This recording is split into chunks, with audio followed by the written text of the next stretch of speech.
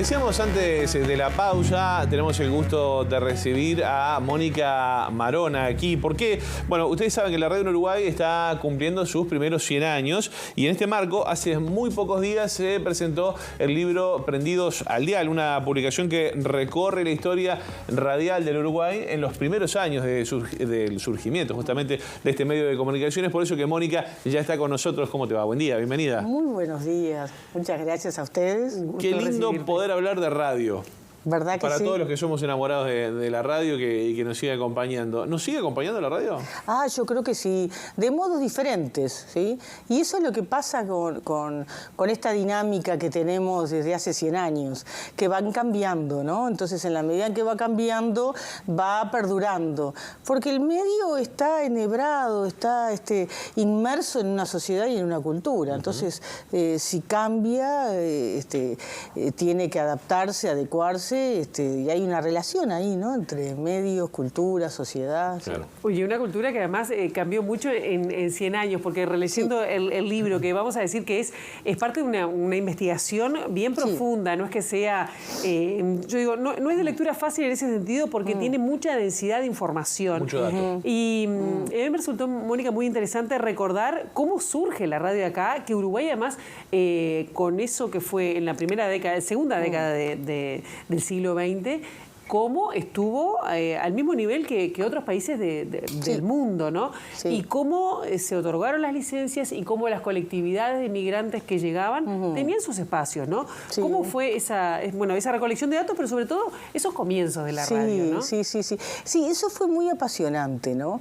Porque uno empieza a ver, uno siempre tiene a pensar que, bueno, que absorbemos todo lo que viene, que no tenemos creatividad, y que bueno. Y en realidad la radio lo que demuestra es que estamos al mismo tiempo que el resto del mundo. Ahora están cumpliendo el centenario Chile, ahora en agosto. Bueno, Argentina un poco antes, ya lo había hecho en el año 20. Brasil, ¿no? O sea, en América Latina, Cuba. O sea, son países que estamos... Y nosotros estamos ahí, en ese conjunto. Pensemos también que la radio que se toma como comienzo es la Radio Paradisábal, 6 de noviembre de 1922. La BBC arranca noviembre 22 está cumpliendo también 100 años, ¿no? Entonces, quiero decir, como para dar un contexto, estamos ahí. Sí. Eso no quiere decir nada, porque el tema después es sostenerlo, ¿no? O sea, el tema de... pero a mí me parece que eso habla de un país con capacidad de innovar, de absorber tecnología, de tener un saber ya propio que estaba en la Universidad de la República, que ya se estudiaba todo lo que se venía estudiando desde el principio del siglo. Ya los programas incluían todo el tema de las ondas, o sea, toda la parte científica, toda la parte tecnológica, ¿no? Es decir, porque la novedad de esto es transmitir sonido a distancia desde un punto remoto hasta muchos otros, ¿no? Que pueda ser captado por un receptor y sin alambres, ¿no? O sea, entonces, ¿por dónde circulan las ondas? Entonces, ahí hay tecnología, hay ciencia, además. Entonces, Uruguay estaba en ese sentido al día. Y después están los emprendedores, ¿no? Sebastián Paradisábal era un importante comerciante, tenía un negocio enorme, una talabartería, vendía platería, en fin, tenía un desarrollo, un local enorme ahí por 18 y Andes, Colonia, o sea, abarcaba muchos pisos, con unas vidrieras además que generaban siempre la atención, porque ponía, eran famosas por poner objetos y cosas extrañas. Él invierte en una antena, ¿sí? Una antena que probablemente estaba... O sea, la empresa que suministraba era la General Electric, que también estaba haciendo sus desarrollos en Montevideo. O sea, que General Electric suministraba, todos estaban en General Electric, digamos, con los insumos de General Electric, invierte...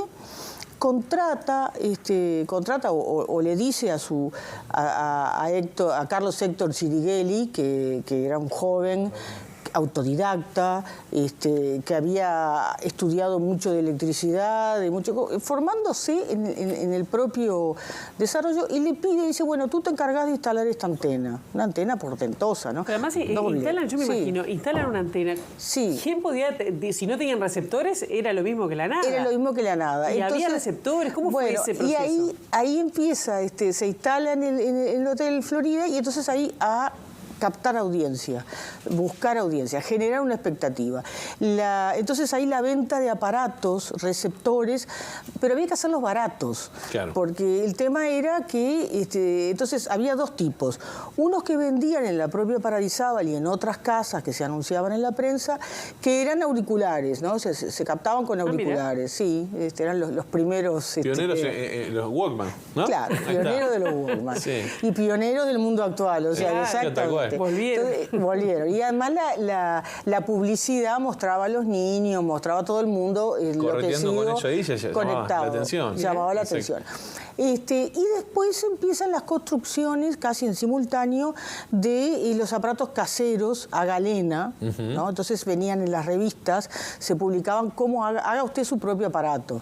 Claro, para eso no cualquiera, o sea, digamos, cualquiera podía hacerlo, pero había que tener mucha paciencia. Claro.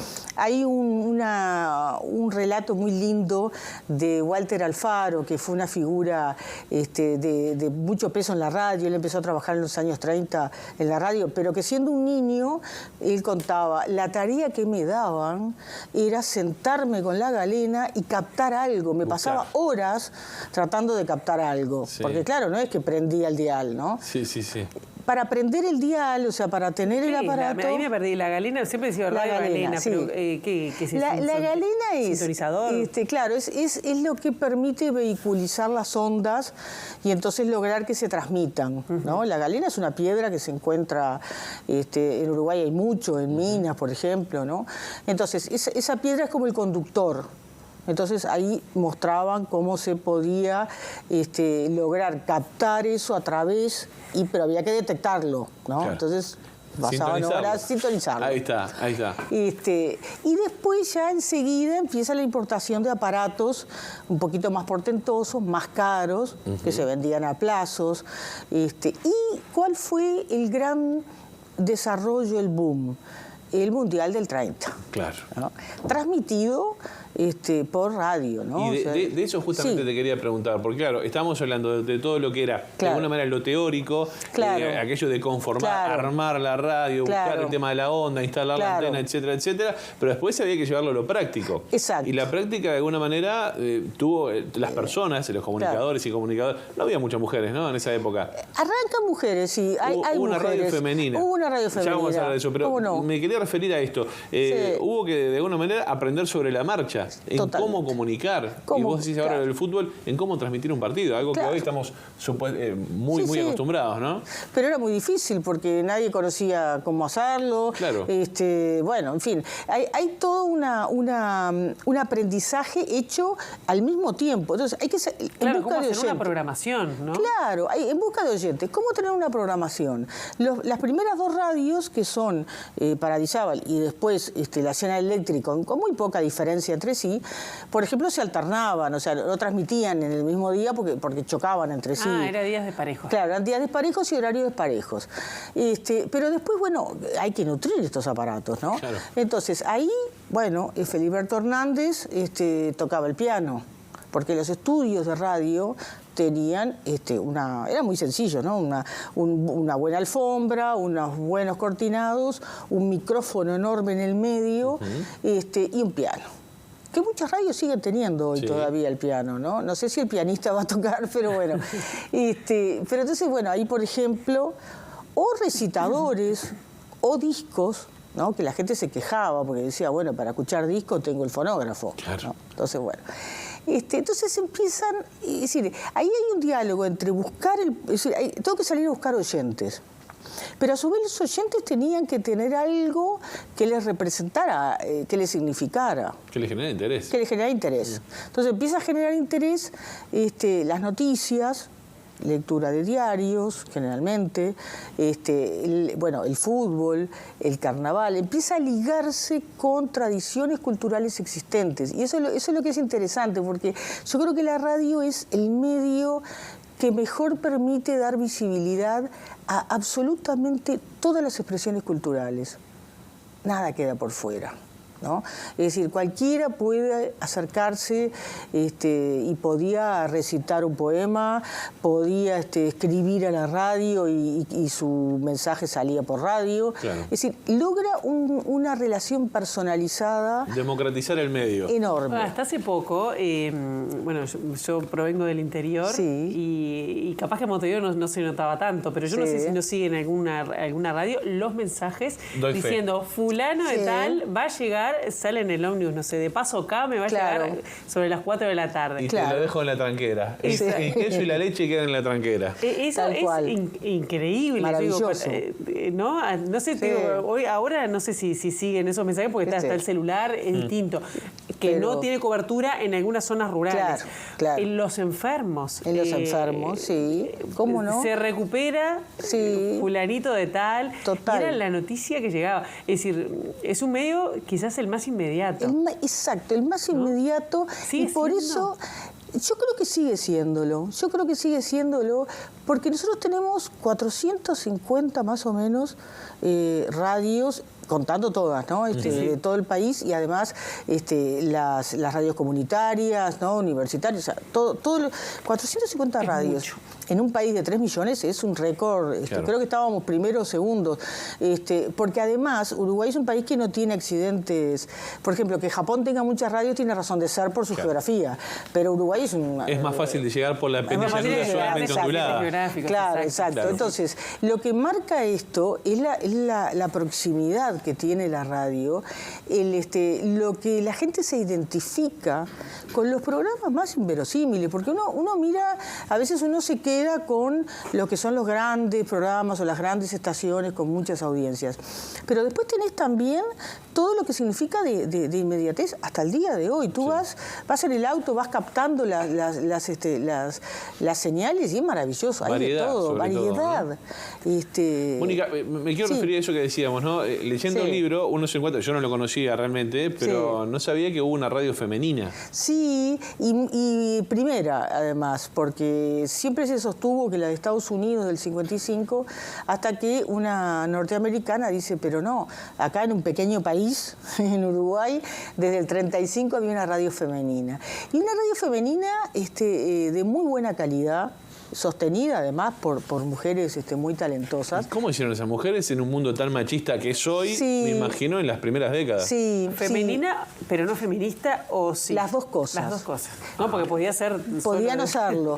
Claro. El origen era femenina, no feminista. Entonces el dueño que tenía el permiso tenía varias radios y el permiso dijo, bueno, vamos a capturar el público femenino porque es el que le vendemos productos, ¿no? El ama de casa. Entonces ahí no hay una visión de la mujer, hay una visión empresarial. Comercial, claro. Comercial.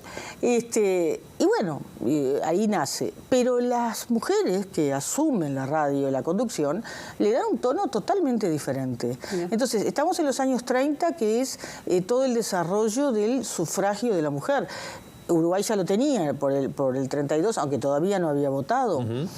Pero la causa no era solamente de Uruguay, era también mundial. Pensemos que, bueno, Paulina Luisi, por ejemplo, pasaba por los micrófonos. Después, mujeres de ciencia que hablaban de temas de la mujer desde la ciencia, por ejemplo, para el cuidado del cuerpo, para el cuidado en el posparto, gimnasia, había un programa de gimnasia por radio que lo sacaban para la mujer, ¿no? Ajá. La competencia del movimiento que lo tenemos acá. Ahí está. Y sobre todo después las vertientes feministas acorde a lo que está ocurriendo en el mundo. Por ejemplo, todo el movimiento de Mujeres por la Paz también pasa por por los micrófonos. O sea, realmente fue una radio de mucho vigor, de mucha fuerza, muy plural en cuanto a la composición de las mujeres, arte, ciencia. queda registrado en las revistas. Claro. No tenemos qué interesante sería escuchar un programa de ese Es lo que todos quisiéramos. ¿Sí? ¿Qué vínculo con la política tenía la radio en sus comienzos? Porque sabemos que después hubo un fuerte vínculo político, sobre todo más en la concesión de ondas. De ondas, claro. Pero en ese primer momento, en esas primeras décadas. Sí, hay digamos, hay una relación y un vínculo con la política en este sentido. Ya el 6 de noviembre de Primera Radio, a los pocos días, el Partido Colorado Ballista, que había una campaña electoral en ese año 22, alquila, eso es un hecho inédito, ¿no? Alquila Paradisábal y durante una semana o más mantuvo en el dial todas las noches La Voz Ballistas y habló Valle Ordóñez. O sea, digamos, porque que un presidente, que un político hablara por radio ya había ocurrido en Estados Unidos, pero que una campaña electoral se hiciera por radio era más raro. Bueno, se hizo con, digamos, era una escucha colectiva. En realidad se pasaba por altoparlante porque no había receptores, claro. O sea, prácticamente no había. Pero generó una novedad. Yo siempre digo, le hizo bien a la radio misma porque la publicitó. O sea, el Partido Colorado Ballista era muy numeroso, también publicitaba la radio. Y los adversarios se burlaban, ¿no? O sea, no se escuchó nada, ¿no? Bueno, entonces, pero tematizó la radio, ¿no? Bueno, otra presencia. Después uno va encontrando que en el 36, por ejemplo, Luis Vallever revuelve del exilio, compra una radio, ¿no? Obtiene la licencia, compra una radio, compra las instalaciones, digamos, de la radio. Porque, ¿qué radio compra? Y compra lo que fue la radio Ariel. Ariel, claro. Me parece que era esa, pero... Claro. La mantiene además durante décadas. Incluso cuando él saca el diario Acción, él siempre dice, me gusta la radio. Sí. Tenemos ese problema, ¿no? Sí. Todo lo que pasamos por radio, en mi caso yo empecé en radio, vos mencionabas la radio comunitaria, entonces es un amor muy particular por ese medio. Tiene magia. Genera algo que no genera otro medio. Sí. Yo no sé si es el tema del sonido, de lo que permite la diversidad, la pluralidad. Es un medio que no excluye, que incluye, y eso a mí me parece algo extraordinario, ¿no? Aunque notaste en el libro que hay comunidades o colectivos que no estaban representados, en el caso de Con Fuerza, las personas afrodescendientes y los colectivos indígenas. Exacto, decir, esos no están. No siempre están, claro. Sí, porque hay una reivindicación del mundo rural y de la ruralidad, del criollismo, y esas expresiones no están. Porque no están tampoco en la cultura. O sea, Uruguay celebra el centenario y el libro del centenario dice venimos de los europeos. Claro.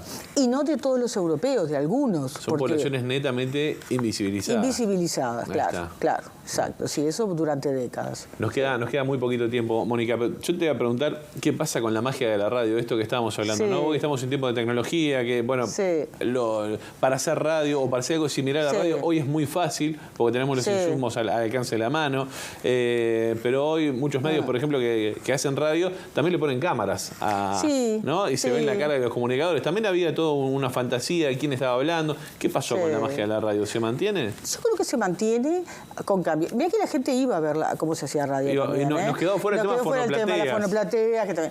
Pero a mí me parece que lo que hoy se habla más de estudio de radio, se habla de estudio de sonido. Porque en realidad el universo sonido y hasta el giro hacia el sonido es muy fuerte. Hoy tú tenés otra forma de escuchar, un podcast, la radio a demanda. Yo creo que la mayor transformación, más que la cámara web, es la escucha a demanda. Podés escucharlo cuando uno quiere. Claro, esa idea de ritualidad del horario se perdió. Y entonces ahora tú no puedes escuchar el programa, ahora lo escucho después. O me lo mandan por redes. O sea, esa capacidad de crear una comunidad de otra manera. Yo antes, digamos, la década del 30, al otro día se comentaba lo que se había escuchado en la radio, en las tertulias, en la calle o en la plaza. En cambio ahora a través de las redes. Pero en esencia, esa comunidad de oyentes o comunidades, ¿no? Es decir, en plural sigue estando, sigue vigente, pero en relación al sonido, me parece. ¿No? Ya, solo para cerrar, ¿cómo sigue este trabajo y esta investigación? Bueno. Porque además está con fuerte apoyo de la universidad. Esta investigación se hace en la Facultad de Información y Comunicación. Tenemos un grupo de investigación de historia de los medios y patrimonio sonoro, que estamos tratando de captar el patrimonio sonoro, y seguimos trabajando. Lo que estamos haciendo ahora es haciendo un trabajo más específico no con esta idea globalizante como tenemos aquí, que era que un poco queríamos ver cómo se instaló un medio, porque acá la pregunta es cómo se instala un medio. Ahora tenemos el medio instalado y entonces vamos, por ejemplo, a estudiar, ahora estamos analizando, investigando el caso de la Radio Colonia, que es un caso muy particular, muy específico, es una radio frontera. En realidad la pregunta es qué pasa con la radio frontera en el mundo, o sea, radios que están en un país pero que transmiten en otro, y hay muchas en el mundo. Será para el próximo. Para la próxima. Yo en el final ahora sí, y me quiero, bueno, está el libro, ustedes ya lo estuvieron viendo acá en imágenes, pero en la contratapa, y dentro del libro por supuesto también, pero me quiero quedar con esto. Es imposible comprender el siglo XX sin la radio. Sería como concebir el presente sin pantallas ni redes sociales, lo que estábamos hablando. Nada lo expresa mejor que el refrán popular: ¿quién sos que la radio no te nombra? Sí. Es muy buena esta frase, ¿no? Sí. Y se usaba mucho. El refrán popular, ¿no? ¿Y sigue vigente también? No. Ahora en la tele, ¿no? Si se lee el minuto de fama. El minuto de las redes, fama, claro, las redes, exactamente. Bueno, habrá que ayornarse, Habrá que ayornarse. Y bueno, dejamos esta charla a cuenta de más. ¿Cómo no? Con muchísimo Mónica, gusto. muchas gracias por visitarnos. Un gusto, A ustedes, Mónica. un placer.